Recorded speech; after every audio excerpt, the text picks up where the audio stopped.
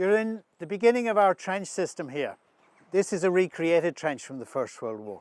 The thing about it is you have to remember that when you made your choice in 1914, this is probably not the future you thought for yourself, because everyone thought they were going to fight up on the battlefield the way they always had done in the past. The trench warfare that starts in the First World War completely changes warfare. This is our casualty clearing station. And essentially it is what the name suggests. What they did here is they simply cleared casualties from the front line. If you were injured and you were able to walk back here yourself, you would simply come in, they would bandage you up. They might send you back to fight at the front if you're not too badly injured, or they cleared you back further along the line. If you're carried back here seriously injured, you would get further back along the line.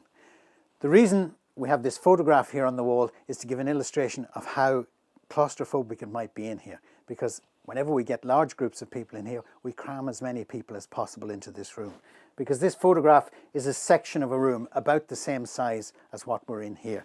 And if you look really closely at it, there are about 16 men in the room. But this is a photograph from the time, just as the others outside, and the whole idea, we've based our casualty clearing station on this photograph. If I was to ask you what was the most important piece of technology in the First World War, you'd probably tell me it was a gun, it was an aeroplane, a tank, or something like that. However, the tin can is actually a really important piece of technology. Without the use of the tin can in the First World War and the way in which it's used, this trench system wouldn't work. The British Army had used the tin can in the Boer War and then took this to a whole new level in the First World War. Because prior to the use of the tin can in the First World War, if soldiers had nothing to eat, they left the battlefield. But this kept everybody here. What it meant was, in the first instance, everybody can carry their own food supply. You'd have at least 4 or 5 of these in your backpack. And finally, you're not the only thing living up here. This tin can made sure that these guys here couldn't get at your food, because of course they would very much like to eat what's in the tin can, but they weren't able to. The tin can kept them out of it. It also kept your food fresh because there was no electricity here. So it's a really important piece of technology used in the First World War.